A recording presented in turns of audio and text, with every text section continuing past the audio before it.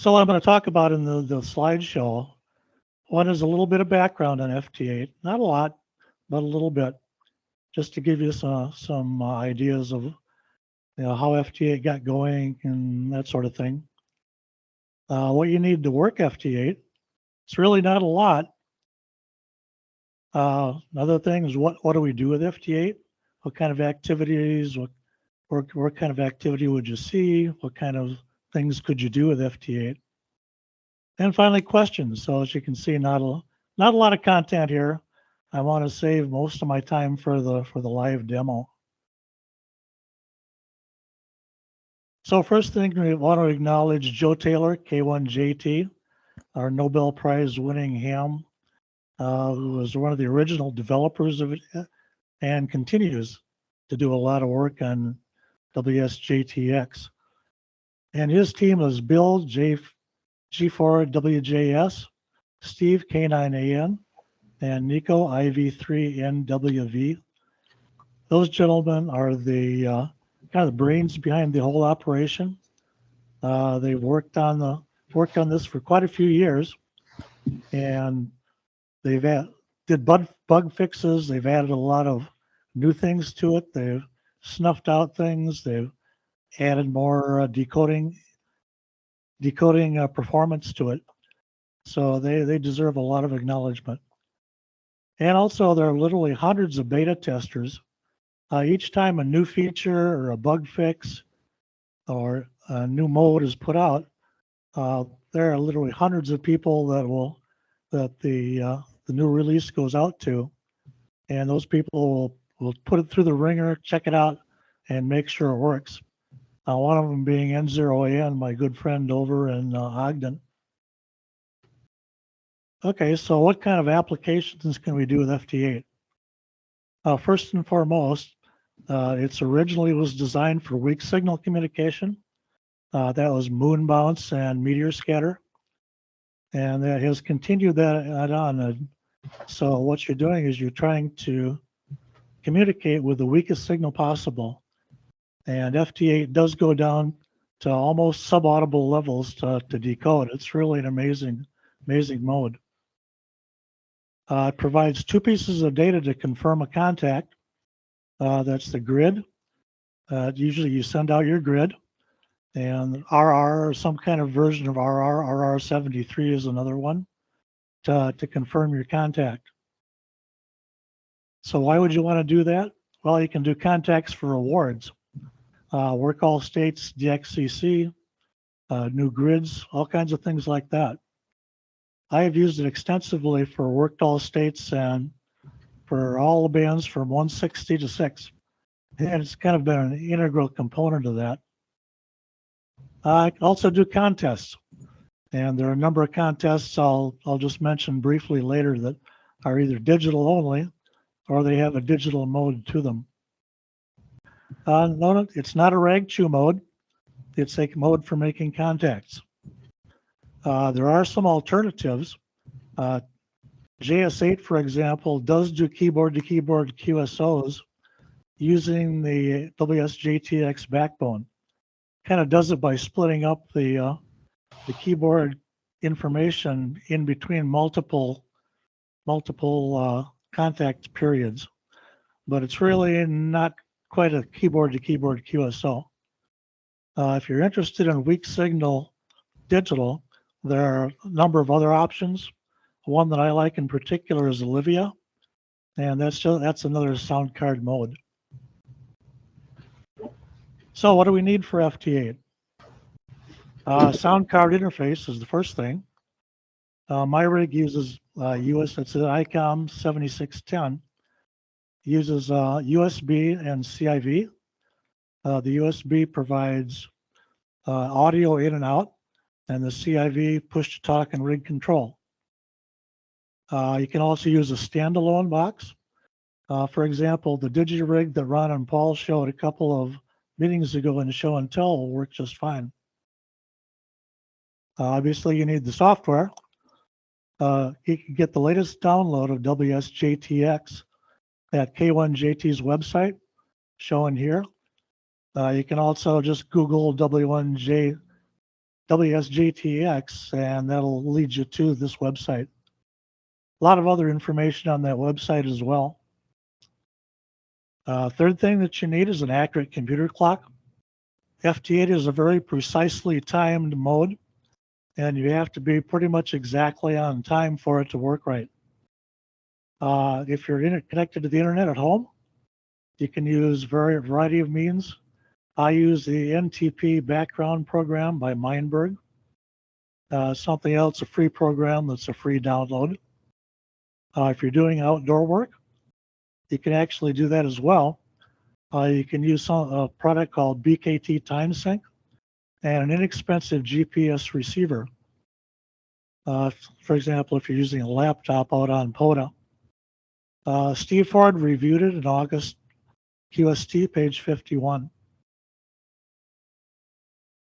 Okay, some other software you might want. If you're doing digital contesting, I generally use N1MM+. At field day, you noticed we used N3FJP. Both interface directly with WSJTX, and the logging process is pretty slick and very, very neat, very well done. For limited conversational context with FT8, I mentioned JS8 call. Okay, another piece of software you might consider is one called JT Alert. This is a program you would use alongside WSJTX. It gives you a listing of decoded stations, kind of nice.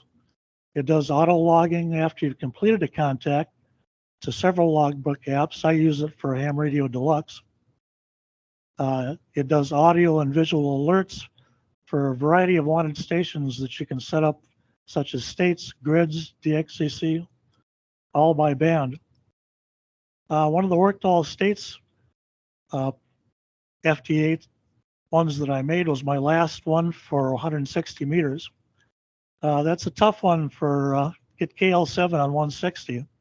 So I set up an audio alert for it, and it goes something like it says, new state in audio. And I went to bed one night, I had it set up downstairs. The shack is directly below my bedroom. And about 1 a.m. I heard new state. And I looked up out of bed. Next sequence said new state. I hurried up downstairs, got dressed, went downstairs in my robe. Sure enough, there was a KL7, worked him first call barefoot. So that was my last state on 160 meters. So it was quite handy. Although if you had 50 states and you set it off, you might get a little annoyed because it would be going off all the time. The app's available at hamapps.com. I'll do it as part of the demo in a little bit.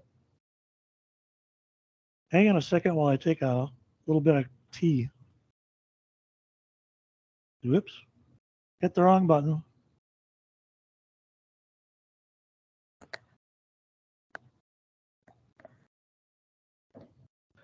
So what's included in WSJTX?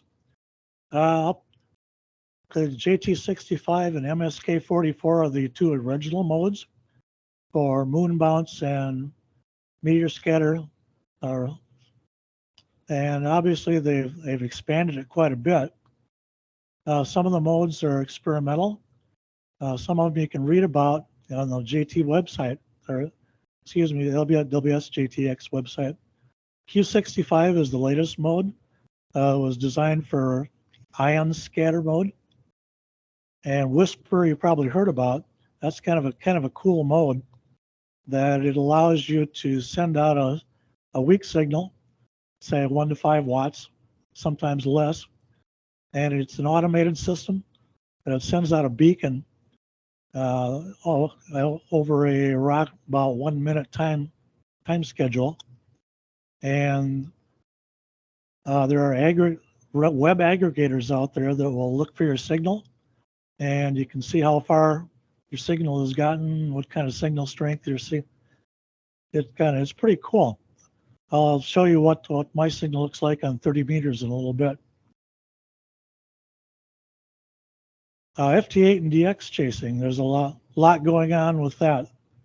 I've got an old graphic here, See, this goes up to 2018, and the green line here shows you how the number of contacts made by different modes on DXing, and this was in club log.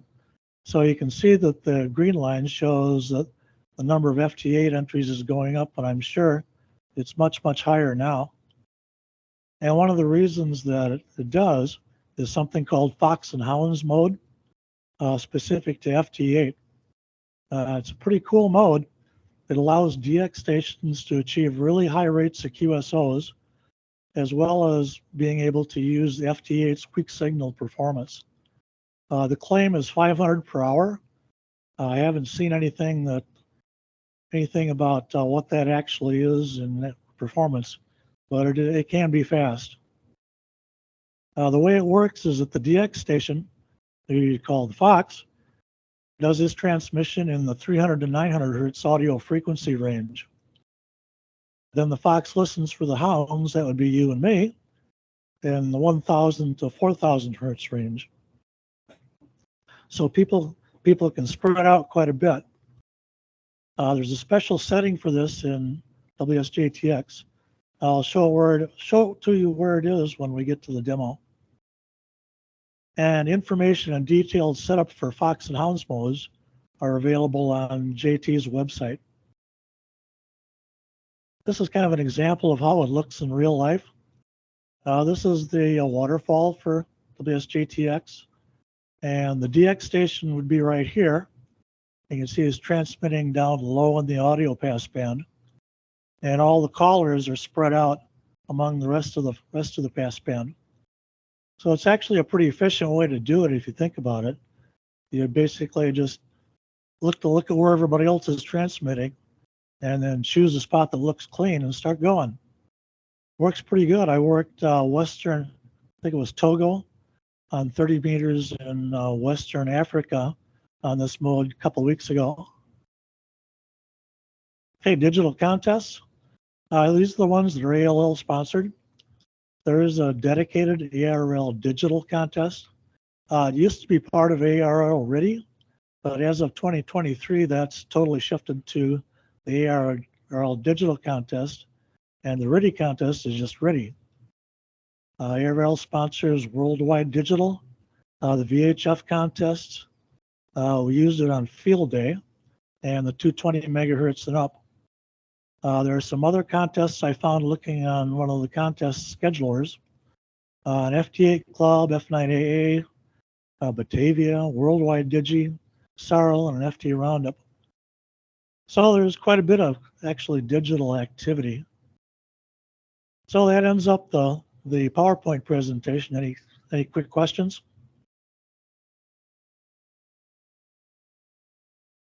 You can either raise your hand or feel free to comment in the chat if you've got questions for Mike at this point.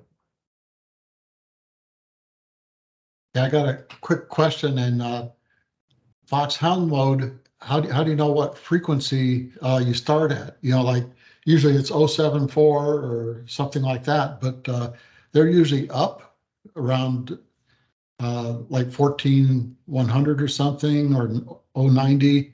How do you know where to look for the Fox Hound? Yeah, that's a tough one. What I've found is that oftentimes the DXpedition has a website, and they will indicate what frequency they're looking on for Fox and Hounds. Usually they try to avoid the standard FT8 frequencies, so they will be different. Sometimes I just hunt around and look for them. Hopefully I can decode them and then set my frequency that way. Sounds good, thanks. So can I throw a comment in? Hi, this is Bill.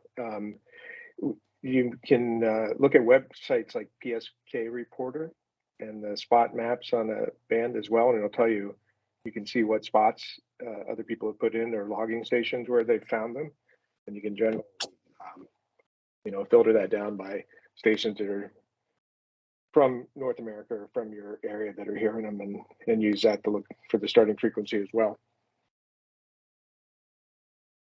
A good tip there. Bill Meeker's got his hands up. Go ahead, Bill. Yeah, hi everybody. Very nice presentation, Mike. I enjoyed it a lot. I haven't been on FT8 in a few years. And some of you will remember that when I was doing field day many years ago, or leading field day many years ago, I was bringing my Windows 2000 computers. I don't have those anymore, but my main computer is an XP computer, and WSTJ stopped working on XP a couple of years ago, so I haven't been on since then. I'm about ready. I just haven't had time because of work to, I have another computer, a Win 10 computer that I'm going to shift over, so hopefully I can be on a little bit more. But I have kept my eyes on it and watched it. And one of the things about Foxhound that's kind of interesting is that, usually this is a de-expedition. So there's lots of people calling and, sort of analogous to a pile up where there are lots of people on one frequency. My understanding is that once they get a decode, that they move your transmitter up to a place where it's in the clear. And that way that speeds up the efficiency of the Foxhound protocol. So I just wanted to make that comment. No, Hey, that's thanks. interesting. Good tip. Pat, N1H, or sorry, N0HR, I said N1HR, sorry, Pat. N0HR posted in the chat here as well that the FT Roundup contest is this weekend. So if you feel inspired by Mike's presentation here, there's a great opportunity to jump in and put it to work.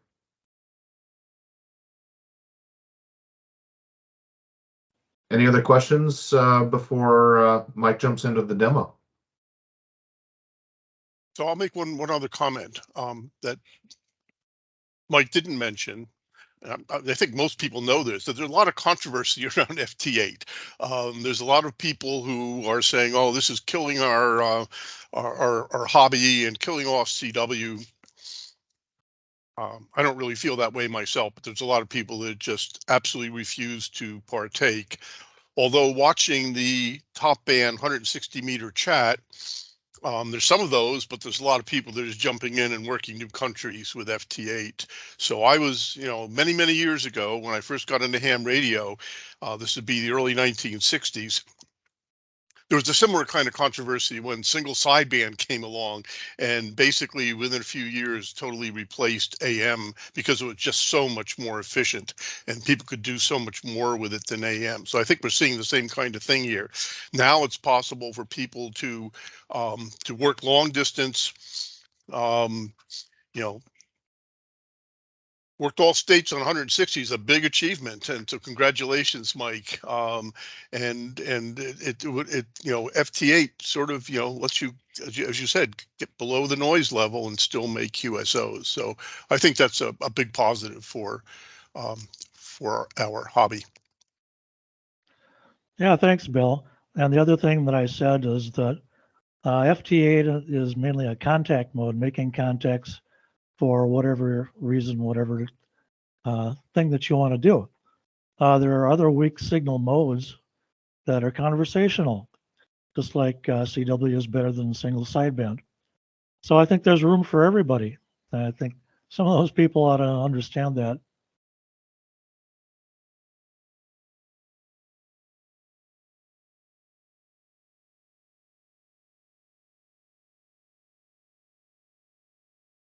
All right, Mike, you want to jump into the demonstration portion? Can do. Okay, can you see my screen yet? Yes. Okay, cool. Okay, so I mentioned that I set my system up on Whisper today on 30 meters. And here's where my signal was heard. Currently, we're in a level 1 geomagnetic storm, so it's not quite as far as it would be. But you can see that my signal, and I was running 5 watts. I dialed the radio down to 5%. I assume it's around 5 watts. And you can see it's mostly short skip, as you'd expect with a geomagnetic storm. Went out to Western Sahara this time. A couple of days ago, when we didn't have the when we didn't have the geomagnetic storm, my 30 meter signal was being heard up in Greenland, way up here, over in Oceania, down in Antarctica, all with 5 watts. So it's really, really cool. So anybody should try Whisper once in a while. It's really a neat thing. Okay, let me bring up WSJTX.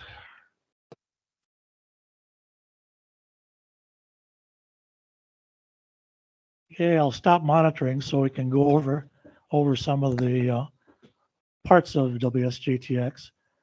This is how it comes up.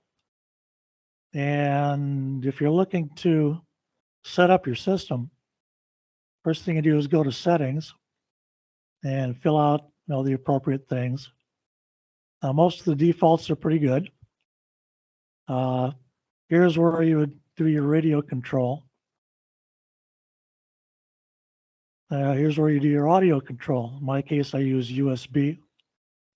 And this setup is detailed pretty well in the documentation on the WSJTX website. The advanced mode, here's where you do Fox and Hounds.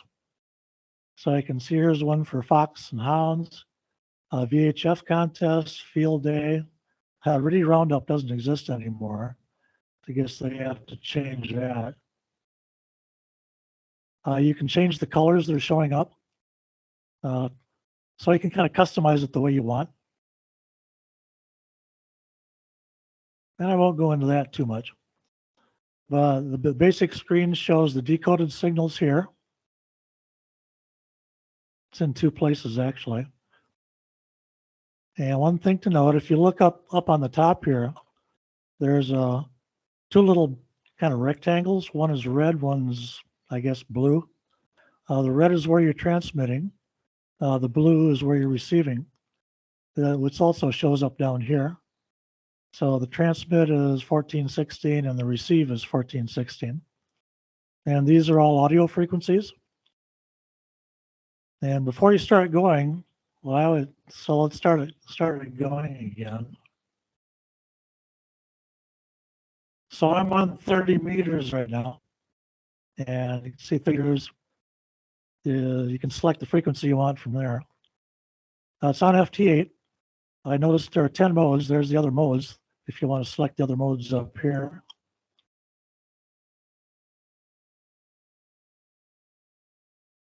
So one thing that I usually do is click this button that says hold transmit frequency. And what I'm actually going to do, no, oops, so before I do that, let me bring up JT Alert. So JT Alert looks like this. So now it's communicating with WSJT. And each time we get a decode, you can see the signals show up here, which is kind of cool. So what I'll do is I'll answer somebody. And let's see, if you click CQ only button, now the next time it goes through, it'll only do CQs. So I double clicked on this guy's CQ. So I'll give him a call. So 30 meters, I'm currently running about 80 watts. So I'd expect I should be able to get through to him.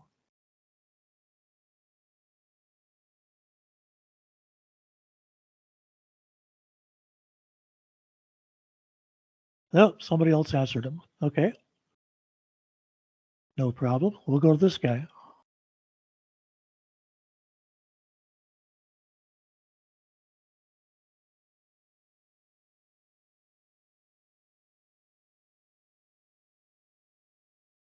And it may take another cycle until...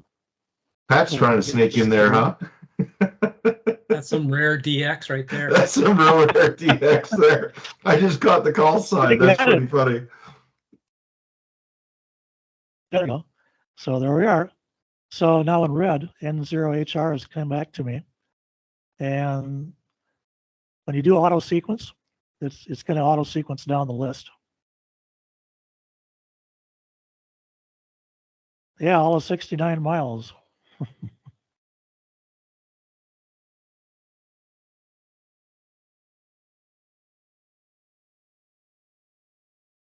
So I can see, I sent Roger to him, meaning I received a signal.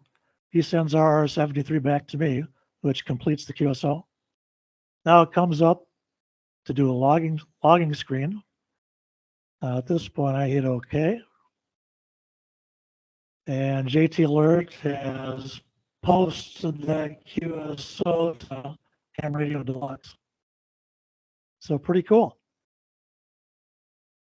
So if I wanted to call CQ, which I can do next. Okay, get down here where it's the CQ button is on. Enable transmit.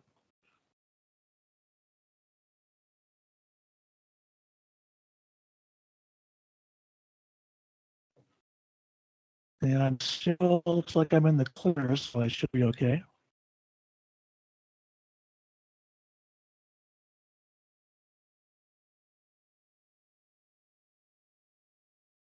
Now I just see if anybody comes back to me.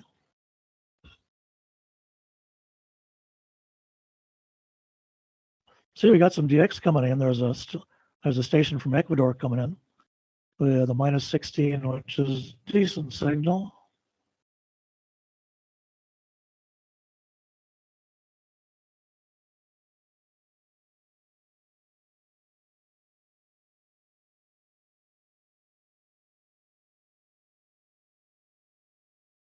Sometimes you have to be patient. Tell you, if you're working MSK 144, sometimes you have to be really patient. You can run several minutes where you get a ping back from another station.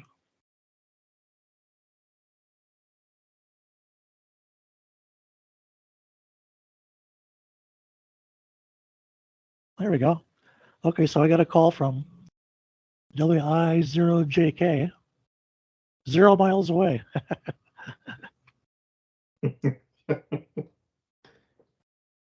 Hey, I got all kinds of people lined up. They called shills.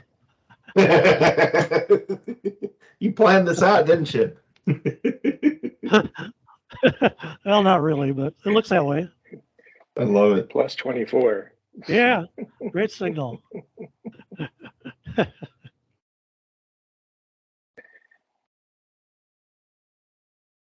So I'll confirm him for all the states.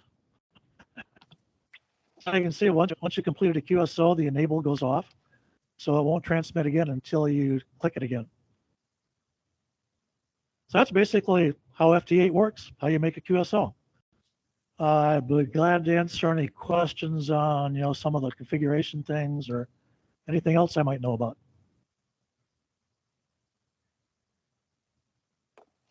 And again, you can jump in or raise your hand here. Okay. Mike, this is skip 80H, and the image on my screen is pretty small. So where do I look on the waterfall to find you when you were making that demonstration? Well, if you look on the screen that has all the information, the left-hand part, you see the right-hand part of my screen that has all the call signs and everything? Right, they're too small to read. Maybe you can't. Is there a way I can increase the size of this? I can't. Okay. At any rate, if Okay. there's a button called, if you're looking to answer someone's CQ, Right. there's a button that you press called CQ only. It's a check mark. Then the only thing that will show up in the decodes your CQs. So what you would do is you'd see a CQ you want to answer and double click it. And then the software takes it from there. Okay.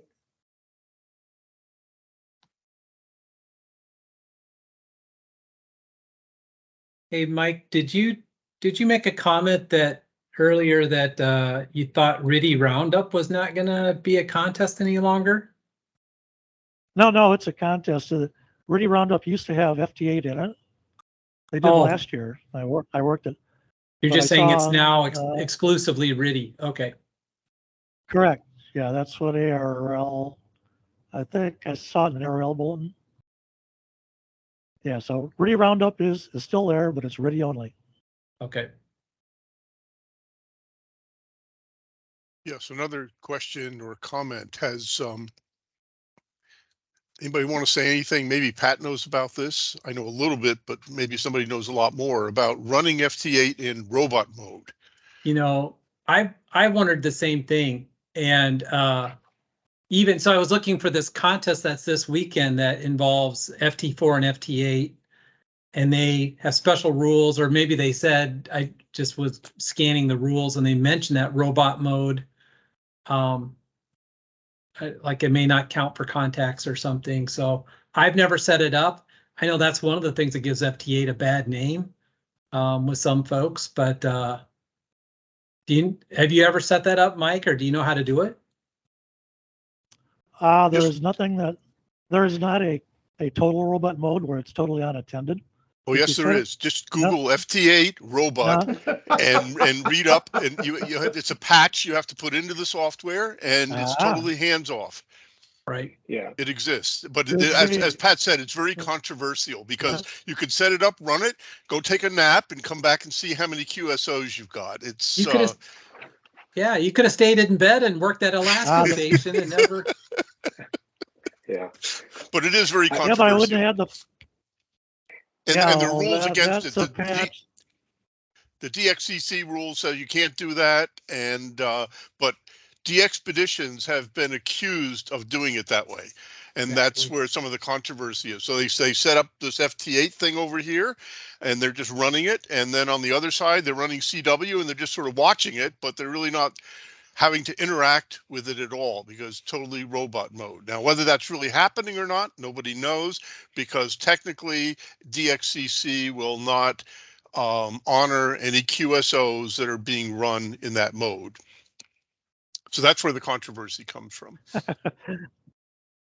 Well, I can tell you it's not part of the original software. So you would basically have to patch the software yourself to do it, but it does not come that way.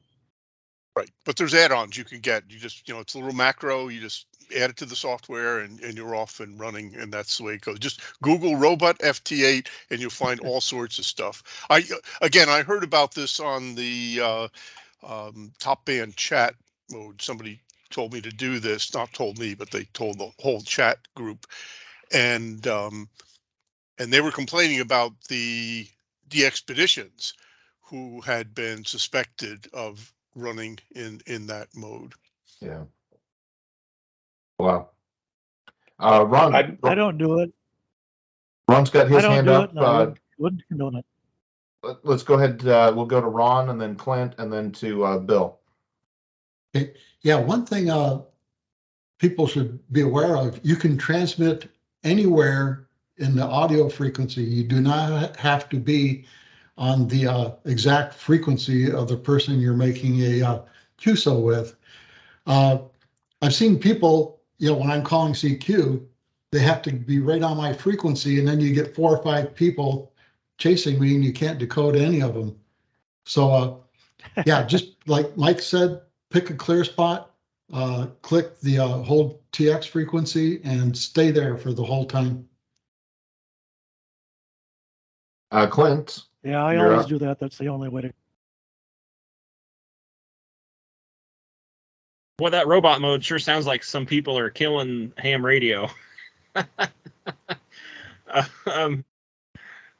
I wanted to tell Skip. No, see, the non-CW that he can hold the control key.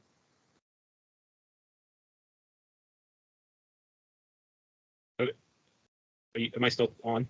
Yeah, go ahead, Clint. Okay.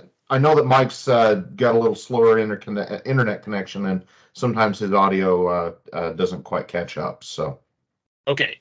So Skip, if you hold the control key and the equal sign, which is also the plus button, you can zoom in Teams, and max or command in the equal sign.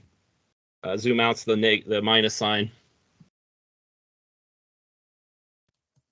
Okay, I hold the control down, hit the equal and plus, and now do what? It's just going to start zooming in, and then you can pan around once it's zoomed in. Okay, it didn't. Oh, you have to make sure that's the active window. You might be zooming another window or something. Okay, I'll have to experiment later. I don't want to interrupt the presentation, but thank you. And Bill Boswell, go ahead. Yeah, I was just going to make a comment on the robot mode too. I mean, I've been playing with FT8 for about the last year and a half now, and I don't see, perhaps other than that, maybe some of the DXpeditions are doing it, but the only abusers I've noticed of it, and I work a lot of the bands, it seems to be there's several Cuban stations that 24 hours a day are CQing and broadcasting, and if you go check out their QRZ page, there's hundreds of thousands of contacts, and so I think it's some kind of a maybe it's an alternative contest for somebody in their own mind to see how many contacts but generally I've been really impressed with it. I did have a question for Mike. Mike, what are you running? You may have mentioned it earlier, but I didn't hear for an antenna, because I'm in kind of a compromised antenna situation. I'm using rain gutters, and I've worked 130 countries on FT8, which has just been a blast. But I look deaf on my waterfall compared to what I'm seeing on yours. So I was just curious what you're using for your antenna right now. Yeah, this is 30 meters. So what I'm using is an R8. That's a trap vertical. Yep. Good. Thank you. Yeah, I suspect that'll work. It'll receive quite a bit better than your rain gutter. Well, mine's got quite a vertical element to it, so I have a lot of fun with it. I've worked in Antarctica and Singapore, and and topped outfit around it. When I got to 125 DXCC entities, it started to get tough. So, but now I see I'm a little deaf on the band, but I encourage people to try it. If you enjoy anything digital, it is a really fun mode to play with. And the other comment, I jumped in and commented earlier on like PSK reporter for spots, but it's besides whisper mode, there's hundreds and hundreds of monitoring stations, and you can see who's hearing you when you're either replying or responding to somebody else, you're CQing as well. And so you can get a good idea of kind of the real-time propagation by seeing what stations are monitoring and hearing you out there, and a tool like that as well. So it's entertaining, which is what the hobby's. Yeah, I just brought up, if you can see it, I brought up PSK reporter on 30 meters. So these are the stations that were hearing me all the way down to the tip of South America.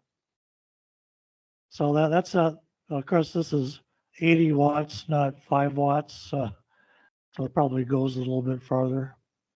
And I'll just echo in there, if you're just getting started in the mode, go add on like JT Alert, because it makes it so much more pleasant than just trying to scan every 13.5 seconds the text windows of the signals being heard. So it really makes it more fun. And then you can also just double click on the boxes, and it'll implement the callback. It is a cool program, and it's freeware. Yeah, great tips. Any other questions for Mike or points of discussion for the group? Klaus has pasted another add-on called Grid Tracker. You want to explain, Klaus, what Grid Tracker does? Sure. Basically, it is a program that interfaces also with WJTX, and whenever you do QSOs, it shows you on the map all of the stations that are received. The stations that call CQ are green, and so you see where the CQs are on the grid squares. Then when you make a contact, it draws a line between you and the contact. So it's a kind of a visual candy. while you work FT8. Yeah, it's cool. I use it for 6-meter grid tracking all the time in e-skip season. Yeah, so actually I was going to ask a question to Mike about 6 meters. One of the things I've heard is that CW, and as a mode for DX, has virtually disappeared on 6 meters, totally taken over by FT8. Understandable, because 6 meters is very much a very weak signal type of band. So I wonder what your experience is on 6 meters, Mike. All FT8. I'm not don't do any of the sideband or CW on it. Right. Well, nobody is. That's the point. But and in terms of during the E-season, are you able to work some DX besides just stateside things here on one hop? Have you done any 2-hop stuff or more? Yeah, this past I chased away Japanese stations with a stick. They were so thick. I'm sorry, your audio went out. I didn't catch that. Yeah, I've worked. Okay, that's probably my bandwidth. Yeah, I worked a bunch of JA stations, Japan this summer, and also a couple of Europeans. Great, good, thanks. What do you use for an antenna, and how much power do you run?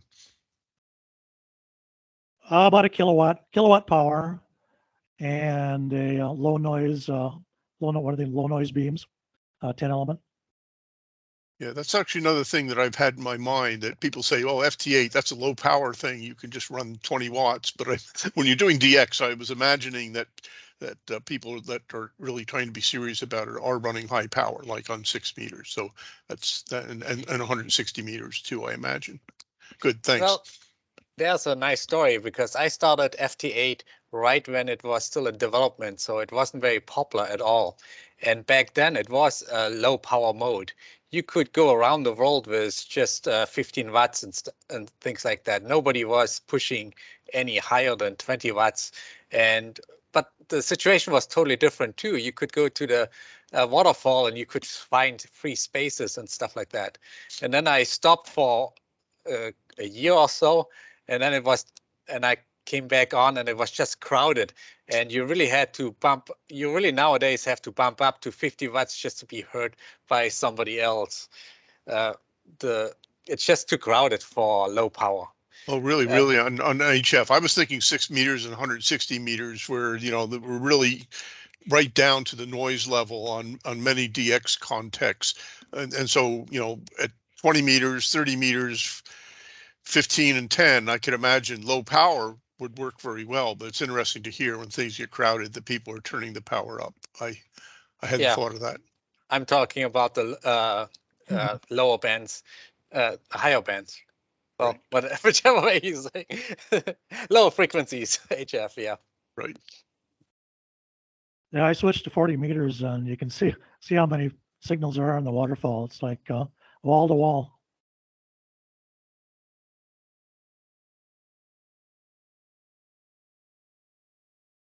I will say for power, so I only used my Elecraft KX3 for FT8, and that's 10 watts.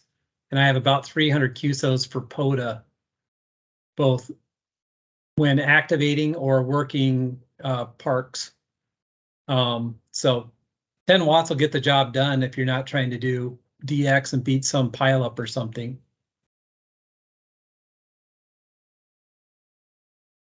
Yeah, and I might say that working Japan on 6 meters does require pretty much as much as you can do. If you're working locally, like you said, 10 watts is just fine. You can just look at how far my 5 watt 30 meter signal went on Whisper. So question about POTA. Does anybody do POTA, the Fox hunt mode? Not to my knowledge. I have no idea. I was going to ask you guys that. I think it's relatively new. Didn't they just come out with it relatively recently? I think it's been around for a couple of years, if I'm not mistaken. Maybe they enhanced it in a release recently. I can see that. Foxhound's been around for a long time. I'm trying to remember. It was, I think, what I recall is FT8 was released in August or something of whatever year it was, and then about a year later they came out with Foxhound just for DXpedition. I mean, that was the whole idea behind it. And one of the things about Foxhound for the DXpedition station is that, in effect, if you have, let's say, you're using 4 channels, so you're trying to talk to 4 different people at the same time, that cuts you down by what, 6 dB or something, because I mean that's the way it works. But again, it's a weak signal thing, and they have this thing where they're moving for, it's the interesting thing is that as I said before, in Foxhound, my understanding is that the Fox he decodes you and then moves your signal. He actually communicates with your transmitter, moves it to a clear spot, and I suppose 4 different clear spots. But then when they're transmitting and returning, it's 4 separate signals they're sending out on, and that's why the expedition station's down 6 dB, theoretically, from having 1 signal 1-to-1 versus 4-to-1 or 4-to-4, I guess it is. So, but again, because it's just so efficient, it works very, very, very nicely. Clay W0FS and I have communicated a little bit about this. He's one of the people who doesn't like, he's a low band guy and really doesn't like FT8. He's not going to do it. He's going to do CW. And we were talking about, what's happened with DXpeditions, because there was this one DXpedition on Banaba Island in the last few weeks. And they had something very close to 100,000 QSOs, which is a lot for a small DXpedition like that. And the vast majority was FT8, and they had exactly, out of almost 100,000 QSOs, the vast majority were FT8. They had exactly 2 CW QSOs. That was it.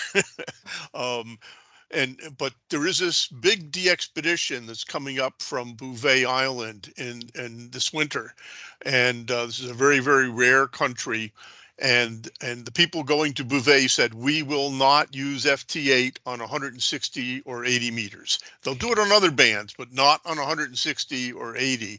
And Clay pointed that out to me. I thought that was quite interesting, as going against the trend of many other DXpeditions who, when they go, they're still working CW and sideband, but on 160 meters, the vast majority has been FT8. So I've been haven't added a new 160 meter country in a while for that reason. Thanks again, Mike. That was very interesting.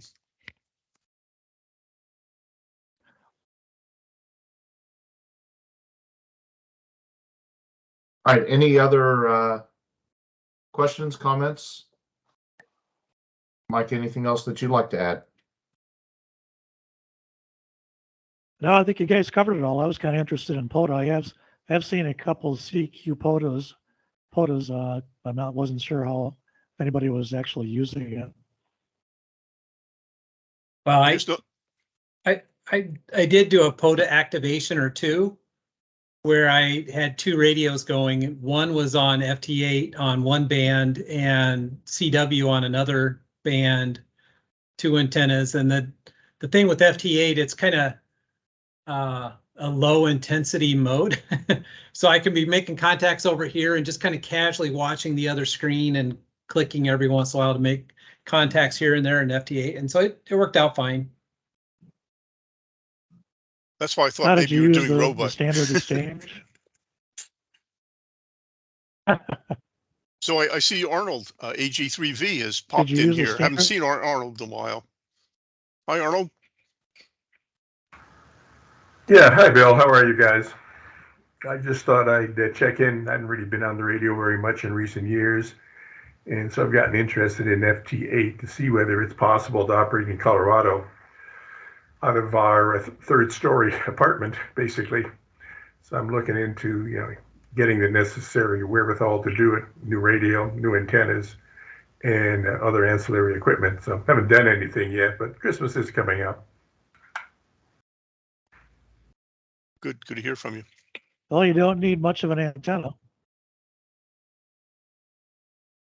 Well, I hope that's the case because the restrictions here are so extreme that except for maybe operating a loop antenna on my balcony, it's going to be impossible to do much of anything else.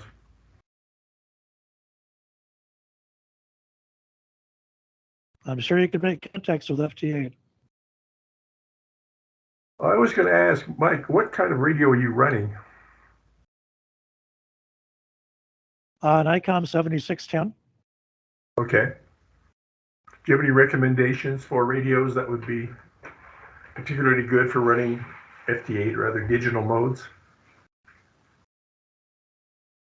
No, I think they'll all work. You just need some kind of an audio interface for them. Okay. Thanks again. Nice presentation. I really enjoyed it.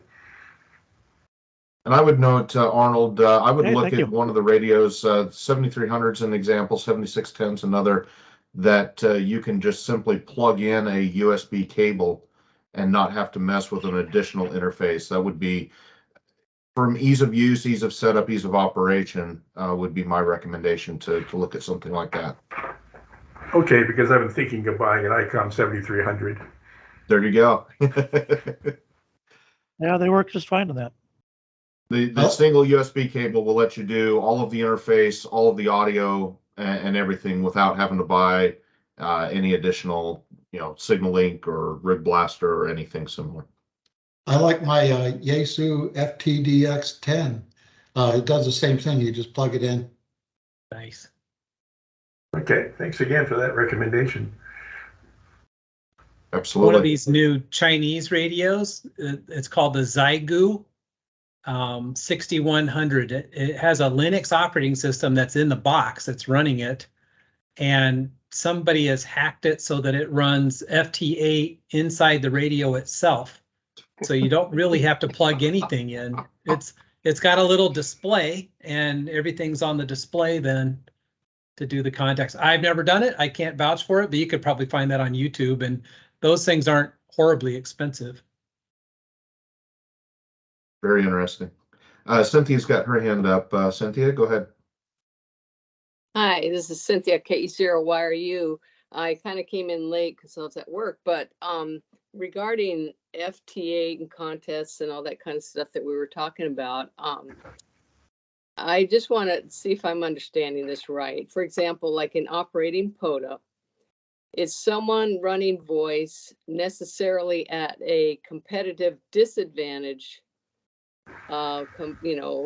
compared to someone running an FT8 for at least for a number of QSOs at a certain location? Does that make sense what I'm asking? Did I ask that? No, I don't. What do you I'm say, not Pat? making. You've done both. Well, when you say a competitive disadvantage, I guess, so my goal when I go to a park is to just get 10 contacts in so I get the activation. I can do that very easily on CW or FT8, either one. I don't know that, or voice, but so I don't know that there's really a disadvantage or an advantage to one or the other. It kind of depends on how many people are on the air that are kind of hunting you at the time, and FT8's gotten to be pretty popular in POTA, so yeah. Yeah. And my perspective would be, Cynthia, if I've got a good band conditions or decent band conditions, and it's a weekend or an evening, it's not uncommon for me to see sideband rates well over 100 contacts an hour. You're not going to see that with FT anything. It's a much slower, more methodical mode. But if band conditions are not ideal, or you're dealing with compromised antennas, or you just want to do something different, or like Pat does, run it on the side while he's banging away CW, it can add some variety in there. So I would say that CW or sideband are absolutely going to be more competitive if you're looking for sheer numbers of contacts or a higher rate than the FT modes ever would be, just by their nature. I see, because Mike did mention about being patient, and I know that's how it is, you know, when you're calling CQ as well, at least for the start, and then all of a sudden you got the pileups happening. But all right, thank you. That makes me feel better. Yeah, the timing, Mike. Cynthia, on the FT contacts, and Mike, maybe you spoke to this, is a 15-second interval for each over, if you will, for lack of a better term. So a single contact takes, what's the total there? 4 times. 4 times. So you're a minute a contact. Uh-huh. So there is a Okay. mode, there's a mode, FT4, that I don't know if anybody's played with as well, but somebody Yeah. jokingly referred to it as, you know, FT8 for people with attention disorder. That essentially it's just you go click the mode in your WSJT, but it's using 7.5 second intervals instead, and I use it to chase a little DX occasionally. It doesn't seem to be that popular yet. It offsets the frequencies, a different set of frequencies, but on a weekend where there's contesting or a lot of DX stations on, you can work a lot of contacts with the 7.5 second exchange. Yeah, it goes by pretty quickly. You have to be really attentive to what you're doing. I've used it in contests and made a lot of contacts that way. Okay, thank you. You bet. Well, thanks everyone. Great discussion, conversation here, and I like the interchange of ideas and information there. So, Mike, thank you for your presentation. Very informative, and I like the demonstration aspect of it in particular to let us see what you're actually doing versus a simple presentation there. So, thank you. I thought that would be easy because it's almost impossible to do screen captures like that. Yeah. Great example. Great example.